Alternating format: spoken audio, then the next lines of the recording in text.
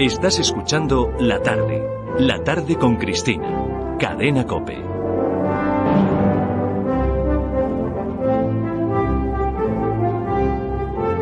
¿Qué hacen ustedes? ¿Qué hacen ustedes para impulsar el tipo de reflexiones en contra del relativismo moral y a favor de cosas sencillas, del amor a los hijos, a la patria, a la familia, al trabajo, a la dignidad, al saber estar, al respeto? Pues esto, escuchar la historia de la gesta de España. José Javier Esparza, buenas tardes. ¿Qué tal? Muy buenas tardes. Hoy viene José Javier con un tomo debajo del brazo porque acaba de salir su libro a la calle, su libro de Ediciones Altera, que recomendamos grandemente. Es el libro sobre el terror rojo en España, del que hablaremos más extensamente con José Javier otro día, pero que recoge todos los eventos del terror republicano, todos los actos represivos, pues creo que incluso anteriores a la guerra también, ¿no? Claro, porque empieza en realidad un poco antes, es decir, empieza todo con la quema de conventos del año 31. Y luego en el 34 pues también hay una represión brutal, por supuesto por los dos lados, ¿no? Lo que yo he hecho en este libro es contar la historia desde que se arman las milicias en la noche del 18 al 19 de julio del 36, que venían armadas de antes también y por eso empieza antes la historia, hasta el 1 de abril del 39. ¿Y por qué el terror rojo? Bueno, hubo dos terrores, como en todas las guerras civiles y en todas las revoluciones, uno rojo y otro blanco, ¿verdad? Uno revolucionario y otro contrarrevolucionario. Lo que pasa es que ahora da la impresión de que el terror rojo pues no existió, ¿no? Y no es verdad, es decir, hubo 60.000 muertos, 60.000 españoles muertos, que fueron asesinados por razones políticas o religiosas y sobre todo religiosas, porque la represión religiosa fue absolutamente brutal, ¿no? Bueno, pues aquí está, gracias hay que decirlo, al trabajo de toda la gente que ha estado estudiando durante años. Gracias también a la gente que me ha permitido consultar la causa general, que fue el expediente que se instruyó contra los crímenes de guerra republicanos y otros que no eran criminales, hay que decirlo, ¿verdad? Pues gracias a eso hemos podido hacer un trabajo que la verdad es que se lee muy bien, ¿eh?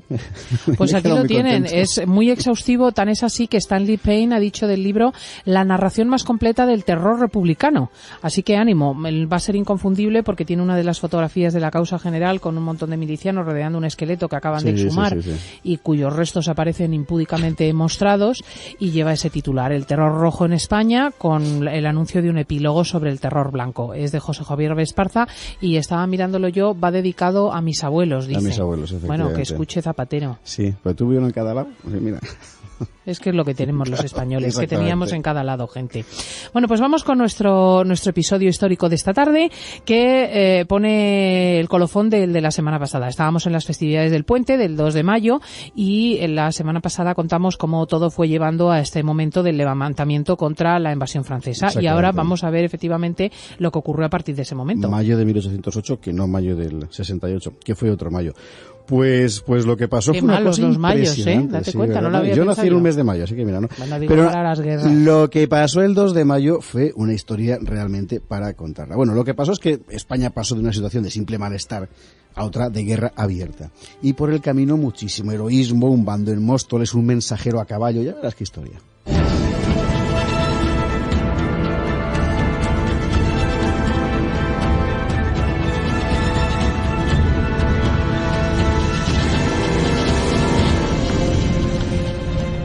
El 2 de mayo de 1808, lo contábamos la semana pasada y lo hemos conmemorado en el puente, fue uno de esos acontecimientos puente, cuando los franceses de Napoleón sofocaron la revuelta popular en Madrid. Aparentemente nada había cambiado y, sin embargo, a partir de ese momento se pasó de una situación de simple malestar a otra de guerra abierta contra el francés. Exactamente. Ahí estamos. Hay que ponerse en Madrid. Estamos en Madrid. No hay rey, no hay gobierno. Napoleón se ha adueñado de España sin pegar un tiro. Y el 2 de mayo es cuando el pueblo se echa a la calle por un motivo puramente sentimental, es decir, que se llevan a los infantes a Bayona. En Bayona está ya todo el mundo, está Carlos IV, está Fernando VII. Bueno, ¿por qué los infantes? Bueno, pues a la gente le da que no se lleven a los infantes. Bueno, y es una enorme revuelta popular. Bueno, yo entiendo además el significado de esta cuestión sentimental, porque se llevaban la raíz de la dinastía española los franceses. Entonces, claro, el ejército francés se dispone a aplastar la revuelta. El jefe de los franceses, Murat, no está inquieto porque España no tiene más gobierno que él. Exactamente. En Madrid el ejército está parado. En Madrid apenas son 3.000 militares españoles. Los franceses han colado varios miles en España. Lo que hay en las calles no es más que una turbamulta de paisanos armados con navajas, mujeres con tijeras, algún trabuco de lance, en fin, una estampa realmente terrible. la caballería francesa embiste contra la multitud, los madrileños aguantan e incluso contraatacan, se ensañan especialmente con los mamelucos, que eran unos jinetes egipcios que formaban la guardia personal de Murat, es el famoso cuadro de Goya de la carga de los mamelucos. No hay nada que hacer, es decir, la victoria de los franceses es inevitable, pero ocurre entonces algo imprevisto, y es que una parte del ejército español rompe la disciplina y se subleva.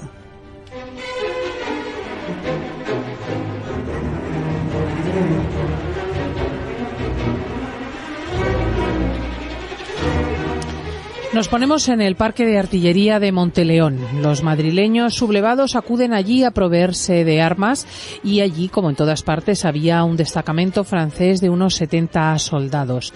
La primera reacción de los franceses es abrir fuego contra los paisanos. Exacto. Entonces aparece por allí un oficial español, el teniente Arango, se presenta en el lugar y lo impide. Y en torno a esa hora, primera hora de la mañana del 2 de mayo, empiezan a aparecer oficiales de artillería españoles en el parque. ¿Por qué? Bueno, desde varias semanas antes había una conspiración bastante profunda de oficiales y especialmente de artilleros que habían hecho planes de insurrección, pues por lo que pudiera pasar, que nadie sabía lo que podía ser, ¿no? Entre ellos hay dos que se van a convertir en protagonistas épicos de esta jornada y cuyos nombres recuerdan los oyentes porque son de los pocos que pasan a la historia, Daoíz y Velarde. Exactamente. Los dos acuden esa mañana del 2 de mayo al Parque de Monteleón y aquí la crónica tiene que ser vertiginosa porque la verdad es que todo pasa en unas pocas horas. Daoíz se presenta en el parque como a las 8 de la mañana, Arango le da novedades, le entrega las órdenes de la superioridad, es decir, que ningún movimiento, que no se muevan, que no hagan causa común con el pueblo. Y al mismo tiempo Velarde está despachando con sus superiores. Nadie sabe si porque sus superiores se lo dicen o porque el asunto es que sale de allí, coge un fusil y se va al parque. Y la gente que le ve por el camino, la gente del pueblo, pues también le siguen. Y así acaban todos en la puerta del cuartel. En la puerta del cartel pidiendo armas. ¡Viva Velarde! ¡Viva los premios! ¡Vayamos a por los franceses!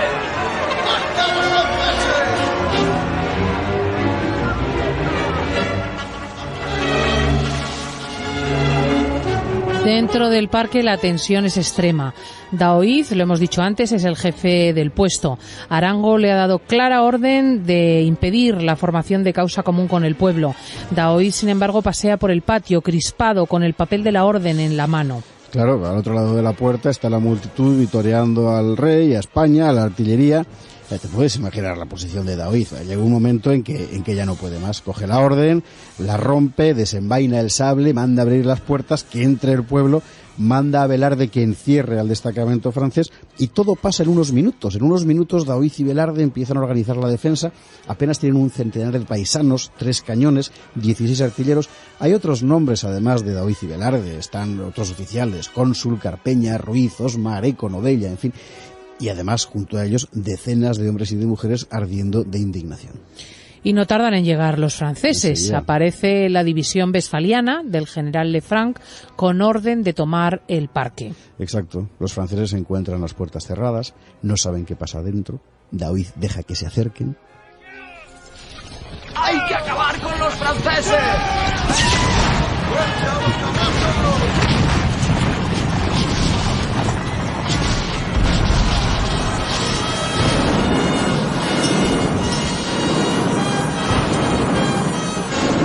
Y ya ves lo que ha pasado, porque según se acercaban los franceses, Daoíz da la orden de fuego. Nuestros cañones lanzan una descarga mientras los paisanos disparan desde las casas colindantes. Los franceses huyen en desbandada. Lógicamente ha sido solo el primer asalto. Claro. Daoíz saca 3 cañones fuera del parque. Los defensores son soldados, hombres, mujeres, en fin, toman posiciones. Los franceses vuelven a cañonear. Es el segundo asalto y pasa lo mismo. Los franceses tienen que volver a retirarse hasta que el general francés, Lefranc, herido en su orgullo, decide que se pone él mismo en cabeza de la nueva acometida, ¿no? Los franceses vuelven a cañonear. La metralla mata a una de las defensoras, Clara del Rey, que cae junto a su marido. A los españoles se les acaba la munición. Abrazada a otro cañón muere otra de las nuestras, Benita Pastrana. Se combate ya a bayoneta. Velarde cae muerto de un balazo. En la puerta del parque se amontonan defensores y atacantes. Sí, aquí David aguanta como puede, apoyado en un cañón, un pedazo de metralla le ha destrozado una pierna, los franceses han roto la línea, son todos ya conscientes de que todo está perdido.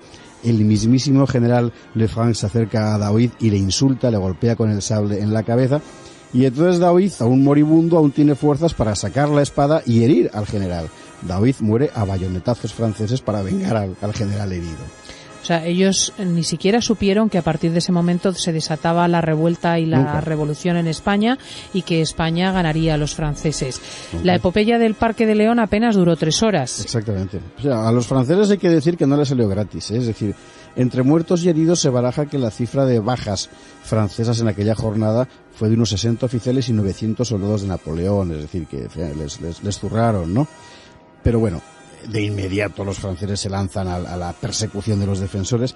En una de estas operaciones de rastreo encuentran a una muchacha de 15 años, Manuela Malasaña, bordadora. Manuela se defiende con unas tijeras y por tener unas tijeras es fusilada allí mismo, por tener un arma ofensiva, allí mismo sobre la calle. En fin, habrá muchísimos centenares más. Mira, nos sirve para recuperar el nombre de Malasaña, sí. Una bordadora, fíjense, asesinada por el hecho de poseer unas tijeras, que ha dado nombre a este barrio madrileño, cuya memoria mucha gente desconoce.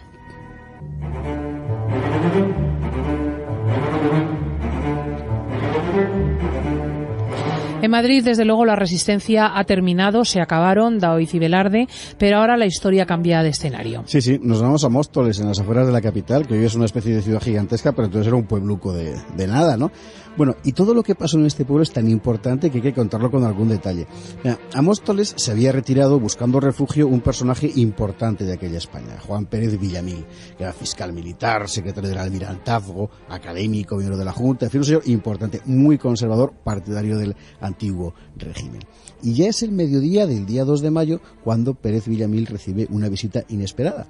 Otro importante caballero, Esteban Fernández de León, consultor de la corona para asuntos de las Indias, que está abandonando Madrid con su familia cuando le sorprende el levantamiento.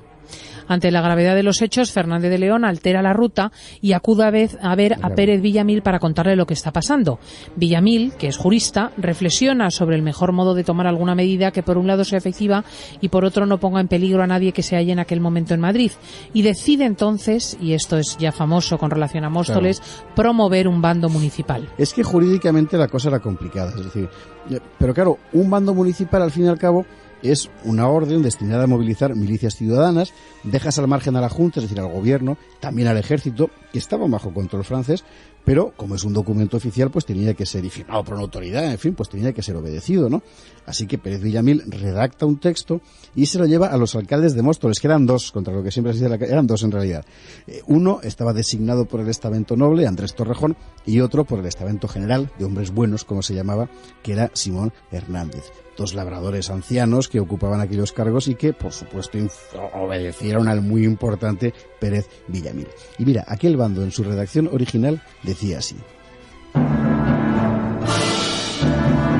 Señores, justicias de los pueblos, a quienes se presentase este oficio, de mí, el alcalde de la villa de Móstoles. Es notorio que los franceses, apostados en las cercanías de Madrid y centro de la corte, han tomado la defensa sobre este pueblo capital y las tropas españolas. De manera que en Madrid está corriendo a esta hora mucha sangre. Como españoles, es necesario que muramos por el rey y por la patria, armándonos contra unos pérfidos que, socolor de amistad y alianza, nos quieren imponer un pesado yugo después de haberse apoderado de la augusta persona del rey. ¡Podremos con ellos! Procedamos, pues, a tomar las activas providencias para escarmentar tanta perfidia, acudiendo al socorro de Madrid y demás pueblos y alentándonos, pues no hay fuerzas que prevalezcan contra quien es leal y valiente como los españoles lo son. Dios guarde a ustedes muchos años. Móstoles, a 2 de mayo de 1808. Andrés Torrejón, Simón Hernández.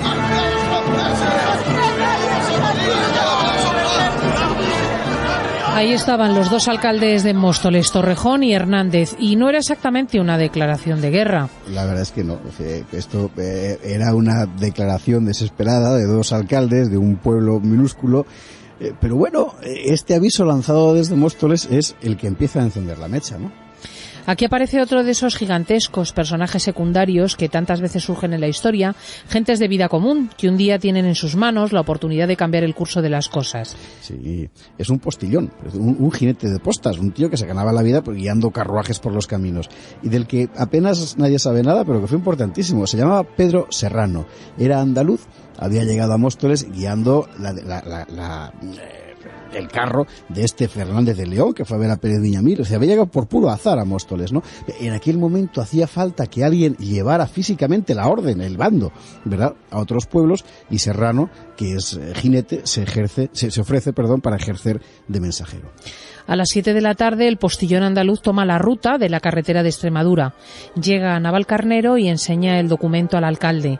Sigue camino. Son las 3 de la madrugada cuando llega a Talavera de la Reina, en Toledo, y también informa al corregidor. No descansa, galopará toda la noche hasta Casas del Puerto, hoy de Mirabete, en Cáceres. Y allí se derrumba. Ha cabalgado 200 kilómetros sin tregua. Cae extenuado. Enfermo, Pedro Serrano desaparece de la escena. Era el 3 de mayo, pero su trabajo había sido fundamental. Entre tanto, tenemos que volver a Madrid, donde todo se tiñe de sangre. Todo estaba en Madrid de mal en peor. Murat había amagado un gesto de gracia, que todo el mundo volviera a sus casas y que el incidente quedaría olvidado. Pero solo era un truco, es decir, Murat quería dar un escarmiento, poner todo bajo su control, demostrar que en Madrid solo manda él, y así poner la capital bajo jurisdicción militar, que es una cosa muy tremenda, porque eso permitía tratar a los madrileños como una fuerza enemiga. Y dictó órdenes que iban a disparar una represión brutal. ¡Vamos a morir! ¡Libertad para España! ¡Viva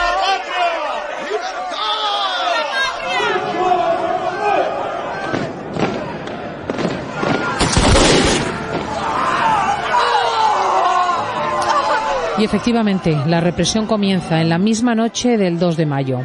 Ocupa toda la madrugada del día 3, dura hasta el mediodía, en fin, una salvajada. Goya inmortalizó todo esto en su célebre cuadro de los fusilamientos.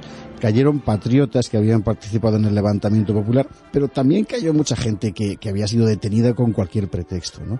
Los fusilamientos se ejecutaron en Madrid, primero en la Fuente de la Puerta del Sol, luego en la Iglesia del Buen Suceso, que estaba allí en la Puerta del Sol antiguamente, luego en San Ginés, en la montaña del Príncipe Pío. La mayor parte de los caídos murieron en el Prado, donde hoy está el Campo de la Lealtad, al lado de la Bolsa. La gente que pase por Madrid y vea ahí ese monumento, pues se puso ahí ese monumento porque aquí fue donde cayeron la mayor parte de los fusilados del 3 de mayo. La cifra de víctimas de la represión francesa en aquella jornada se calcula en torno al 1.000.000. Y tenemos a ese propósito una oda que será parte de la memoria de quienes tengan más recorrido y no hayan caído bajo las garras de la LOGSE o de la EGB, que es la oda al 2 de mayo de Bernardo López. Sí, porque esta oda, de la que ya la semana pasada dábamos un ejemplo, se abre y se cierra con versos que en realidad son un epitafio para aquellos héroes, y que reza así.